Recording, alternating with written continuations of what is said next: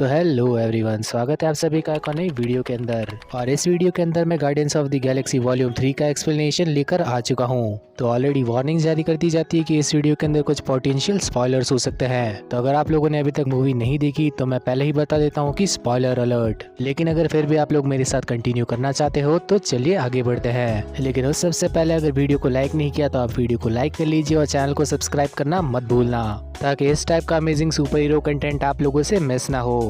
तो मूवी की शुरुआत होती है रॉकेट के पास्ट के साथ, जहां पर रॉकेट को कैद किया हुआ था और उसका नंबर था P103। रॉकेट के साथ साथ उसी केज के अंदर काफी सारे रकून्स मौजूद है और तभी वहां पर हाई एवोल्यूशनरी आता है और वो रॉकेट को पिक कर लेता है। और उस समय के करीब रॉकेट करीब एक छोटा सा रकून था। और अब सीन फिर से प्रेजेंट टाइम के अंदर शिफ्ट हो जाता है, जहाँ पर हमें नोवेयर दिखाया जाता है। और नोवेयर अब गार्डियंस का एक और नया बेस बन चुका है। और ये चीज हमने हॉलीडे स्पेशल के अंदर ऑलरेडी देख ही ली थी कि सारे के सारे गार्डियंस वहीं से ऑपरेट करते हैं। इस सब के बाद हमें हमारा स्टार लॉर्ड दिखाया जाता है, यानी कि पीटर क्विल, जो कि अभी एक नंबर का शराबी बन चुका है क्योंकि उसे गमोरा की याद जो सताती है। और बाकी के सभी गार्डियंस उसकी चिंता करते हैं कि आजकल उसकी हालत बिल्कुल सही नहीं है। पीटर गमोरा को लेकर काफी ज्यादा ही सीरियस हो चुका है, लेकिन यहाँ पर तो गमोरा का अता पता ही नहीं है। ये सीन चल ही रहा होता है कि वहाँ पर अचानक से एडम वॉरलॉक आ जाता है, जो कि रॉकेट को पकड़ने के लिए आया था। और अब नोवेयर पर काफी खतरनाक लड़ाई होती है और इस फाइट का एक्शन सीक्वेंस काफी ज्यादा तगड़ा था। ऑल्दो वहाँ पर गार्डियंस नंबर में काफी ज्यादा थे, लेकिन फिर भी एडम वॉरलॉक उन सभी को डोमिनेट ही कर रहा था। एडम वॉरलॉक यहाँ पर जीतने ही वाला था, लेकिन सिर्फ नेब्यूला की वजह से वो ऐसा नहीं कर पाया, क्योंकि अब नेब्यूला की बॉडी के अंदर नए पार्ट्स जुड़ चुके हैं और उसके पास अपना एक नया जेट पैक भी आ चुका है। और हमें यहाँ पर ये भी पता चलता है कि ये जेट पैक और सभी के सभी हथियार उसके लिए रॉकेट ने ही बनाए थे। और सिर्फ इसी रीजन की वजह से सभी के सभी गार्डियंस एडम वॉरलॉक को हराने में कामयाब हो जाते हैं। इस सब के बाद हमें क्रैगलिन दिखाया जाता है, जो कि योंडू की उसी छड़ी के साथ प्रैक्टिस कर रहा था। वो धीरे धीरे उस स्टिक को चलाना सीख रहा था और पहले के मुकाबले वो इस चीज को काफी अच्छी तरह से मास्टर करने में कामयाब हो चुका था। वैसे तो अभी तक वो योंडू की तरह इसे चलाने में कामयाब नहीं हो पाता, लेकिन फिर भी वो खुश था कि वो धीरे धीरे इस चीज को मास्टर कर रहा है। और अब इसी के चलते हमें कॉस्मो द स्पेस डॉग भी दिखाया जाता है। और इस सब के बाद हमें रॉकेट की लाइफ का पास्ट का सीन वापस दिखाया जाता है। और यहाँ पर हमें बताया जाता है कि हाई एवोल्यूशनरी ने काफी सारे क्रिएचर्स के ऊपर काफी अजीब अजीब से एक्सपेरिमेंट किए हैं। उसने सॉवरिन और एडम वॉरलॉक पर भी इसी टाइप के एक्सपेरिमेंट किए थे, लेकिन अभी के लिए फर्क सिर्फ इतना है कि एडम वॉरलॉक अभी भी एक बच्चा है। एडम वॉरलॉक अभी तक इमैच्योर है, क्योंकि अपने जन्म होने के साथ ही वो चेम्बर के काफी जल्दी बाहर निकल गया था। और ये वही चेम्बर था जिसे हमने guardians of the Galaxy volume 2 के अंदर देखा था। और अभी सॉवरिन ने ही एडम वॉरलॉक को यहाँ पर मिशन के लिए भेजा था, ताकि वो रॉकेट को उठाकर ला सके, क्योंकि guardians of the Galaxy volume 2 के अंदर रॉकेट ने उसकी बैटरी चुरा ली थी। और मुझे समझ नहीं आया कि बदला लेने का ये कौन सा पचकाना तरीका है। एडम वॉरलॉक यहाँ पर हारने के साथ ही सॉवरिन के पास पहुंच चुका था। सॉवरिन उसे देखने के साथ ही काफी ज्यादा निराश हो जाती है, क्योंकि वो अपने साथ रॉकेट को नहीं लाया था।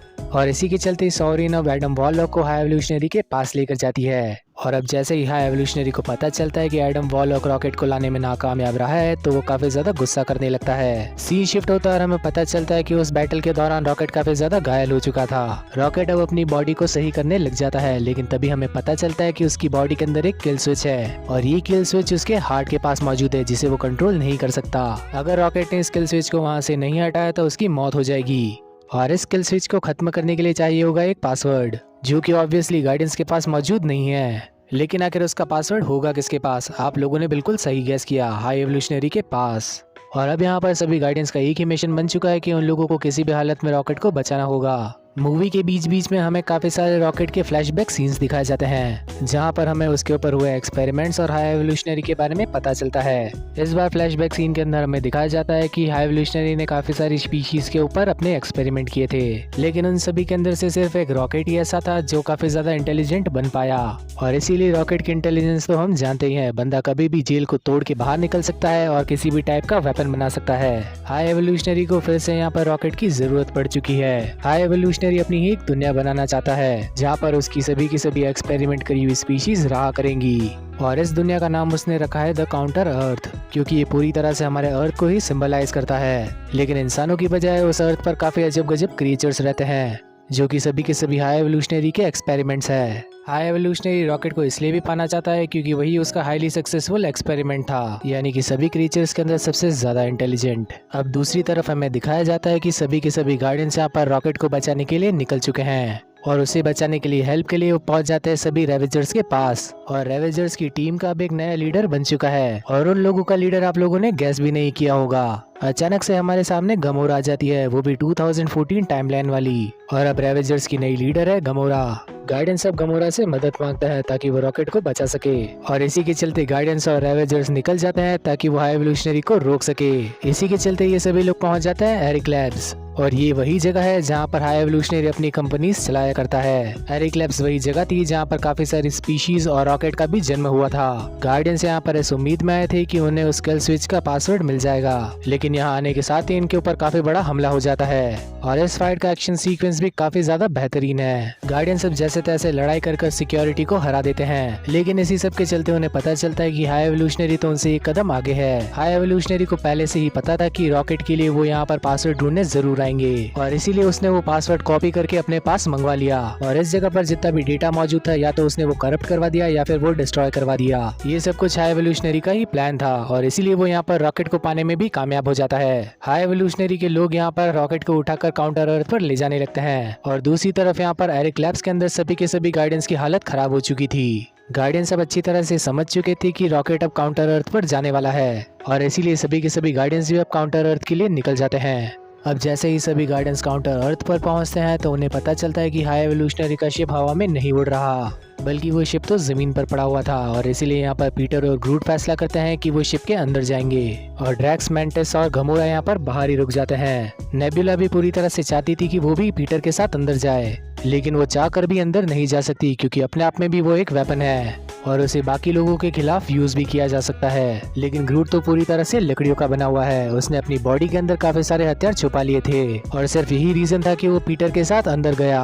इस सब के बाद हम बाहर खड़े हुए ड्रैक्स को देखते हैं जो कि काफी ज्यादा सेंटी होने लगता है। ड्रैक्स को बाहर खड़े खड़े ही यहाँ पर पीटर और ग्रूट की चिंता सता रही थी और इसी के चलते वो भी फैसला करने लगता है कि वो भी अब अंदर जाएगा। इस सब के बाद हमें एडम वॉरलॉक दिखाया जाता है जो कि पीटर कुल के शिप पर अटैक कर देता है। उस शिप के अंदर गमोरा भी मौजूद थी। एडम वॉरलॉक ने यह अटैक इसलिए किया था क्योंकि वो रॉकेट को खुद हाई एवोल्यूशनरी को देना चाहता था ताकि हाई एवोल्यूशनरी उसको अप्रिशिएट करे और उसकी काफी ज्यादा तारीफ भी करे, लेकिन वो ऐसा करने में बिल्कुल नाकामयाब रहा था। सॉवरिन और एडम वॉरलॉक को यहाँ पर ऐसा ही लग रहा था कि अगर वो हाई एवोल्यूशनरी के काम नहीं आए तो हाई एवोल्यूशनरी उन दोनों को ही खत्म कर देगा, क्योंकि अगर वो हाई एवोल्यूशनरी का काम नहीं कर पाए तो वो उसके बिल्कुल वर्थलेस एक्सपेरिमेंट्स बन जाएंगे। पीटर और ग्रूट किसी तरह से रॉकेट को बचाने में कामयाब हो जाते हैं और इसी के चलते वो उसे अपनी शिप पर भेज देते हैं। इस जगह पर एक एक्शन सीक्वेंस आता है जहाँ पर पीटर और ग्रूट हाई एवोल्यूशनरी की सेना से लड़ाई करने लगते हैं, लेकिन हाई एवोल्यूशनरी की सेना काफी ज्यादा पावरफुल थी और वो पीटर और ग्रूट को बंदी बना लेते हैं। इसी के चलते हाई एवोल्यूशनरी फिर से अपनी आर्मी को ऑर्डर देता है कि उन्हें रॉकेट को उसके शिप से लेकर आना होगा।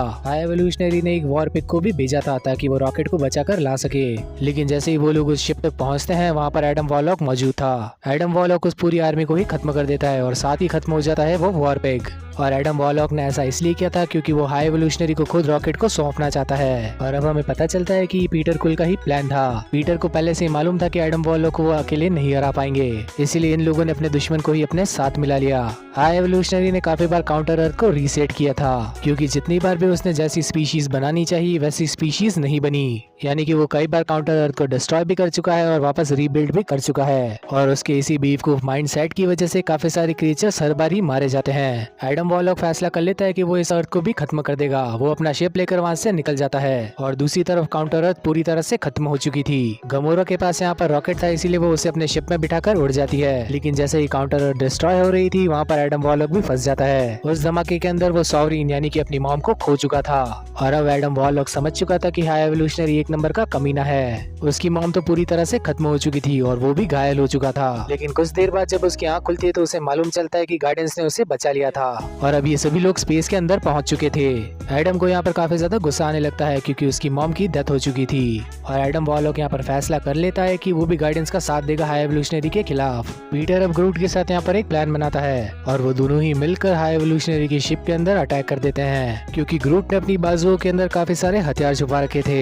ये लड़ते झगड़ते अब हाई एवोल्यूशनरी की शिप से बाहर निकल जाते हैं और क्योंकि गमोरा भी पीछे पीछे ही उनके शिप के पास आ रही थी तो ये किसी तरह से अपने शिप के अंदर पहुंच जाते हैं। और अब आप लोगों को पता चलेगा कि पीटर क्विल कितना ज्यादा समझदार है।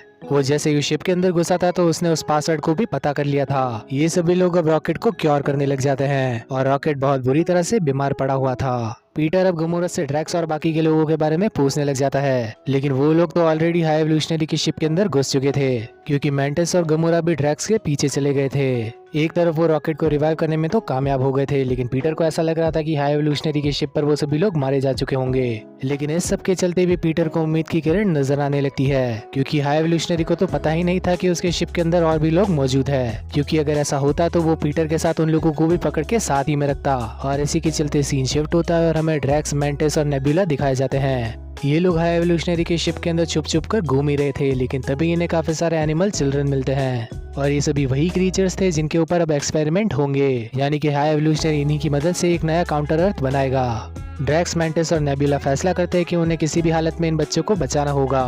पीटर इस सब के चलते क्रैगलिन को भी अपनी मदद के लिए पुकार लेता है और क्रैगलिन भी उसकी मदद करने को आ जाते हैं, जिस वजह से यहाँ पर वो हाई एवोल्यूशनरी की शिप पर अटैक कर देते हैं। और अब आखिरी के फाइट सीक्वेंस के अंदर ये सभी लोग नोवेयर तक पहुंच जाते हैं। नोवेयर पर पहुंचने के साथ ही काफी ज्यादा खतरनाक लड़ाई शुरू हो जाती है और यहाँ पर हमें फिर से हावर्ड द डक का भी कैमियो दिखाया जाता है। ड्रैक्स, नेबुला और मेंटेस उन सभी एनिमल चिल्ड्रन को बचाने में कामयाब हो जाते हैं। रॉकेट अब यहाँ पर नहीं चाहता था कि जैसा अत्याचार उसके साथ हुआ वो किसी और के साथ भी हो, और अब इसी के चलते हमें रॉकेट का एक और फ्लैशबैक दिखाया जाता है। और उस समय पर भी हाई एवोल्यूशनरी को ऐसा ही लग रहा था कि रॉकेट और उसके सभी साथी फेल्ड एक्सपेरिमेंट का नतीजा है, लेकिन वो सभी के सभी क्रिएचर्स काफी ज्यादा स्मार्ट थे। हाई एवोल्यूशनरी फैसला करता है कि वो इन सभी को मार देगा। रॉकेट उस जगह से किसी तरह से बच के निकल जाता है, लेकिन हाई एवोल्यूशनरी उसके सभी साथियों को मार देता है। और ये सब देखने के साथ ही रॉकेट को काफी ज्यादा गुस्सा आता है, जिस वजह से वो हाई एवोल्यूशनरी को एक पंजा मार देता है। और रॉकेट के पंजे का निशान आज भी उसके चेहरे पर मौजूद है, जो कि वो अपने मास्क के पीछे छुपाया करता है। रॉकेट के साथ इतना ज्यादा बुरा हुआ था, इसलिए वो फैसला करता है कि वो बाकी के एनिमल चिल्ड्रंस को बचा लेगा।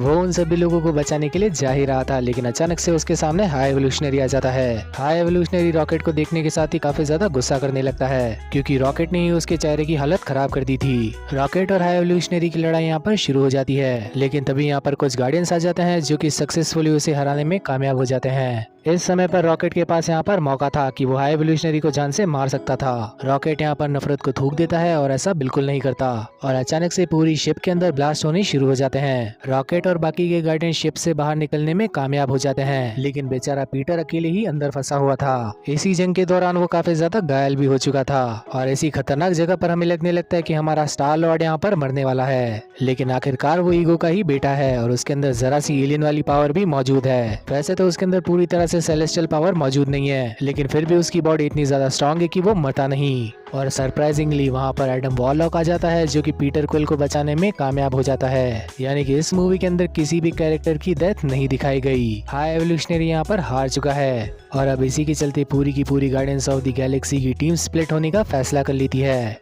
गमोरा फिर से रेवेजर्स के पास ही लौट जाती है, क्योंकि वो 2014 वाली गमोरा थी और रेवेजर्स अब उसकी फैमिली बन चुकी है। और स्टार लॉर्ड यानी कि हमारा पीटर क्विल अर्थ पर लौट जाता है।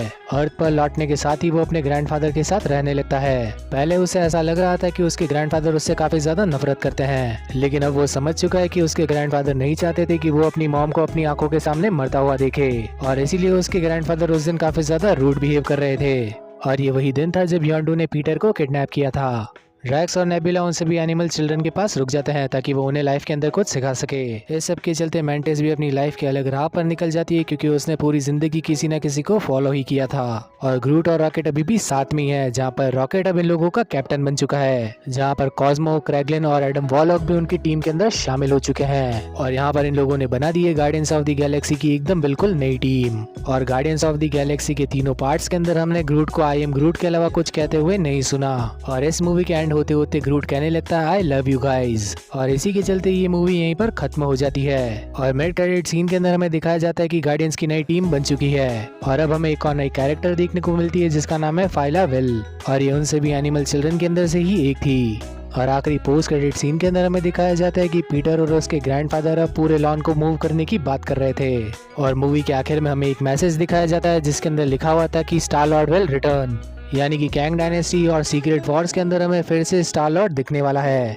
तो मार्वल की सिर्फ इस बार 3 ही मूवीज रिलीज होने वाली है एंड आई कैन बेट कि guardians of the Galaxy volume 3 उन तीनों के अंदर से बेस्ट होने वाली है। मूवी पूरी तरह से वो चीजें डिलीवर करती है जो कि हमें बताया गया था और आप मूवी से अच्छी तरह से कनेक्ट कर पाओगे क्योंकि हमें पुराने काफी सारे कैरेक्टर्स दिखाए गए हैं। तो इसी टाइप की वीडियोस देखते रहने के लिए इस वीडियो को लाइक करने के साथ ही चैनल को भी सब्सक्राइब कर लेना और नोटिफिकेशन बेल को ऑन करना मत भूलना ताकि फ्यूचर में आने वाली वीडियोस की नोटिफिकेशन आप लोगों से मिस ना हो। और अब मिलते हैं इसी टाइप की किसी और अमेजिंग वीडियो के अंदर, तब तक के लिए बाय एवरीवन।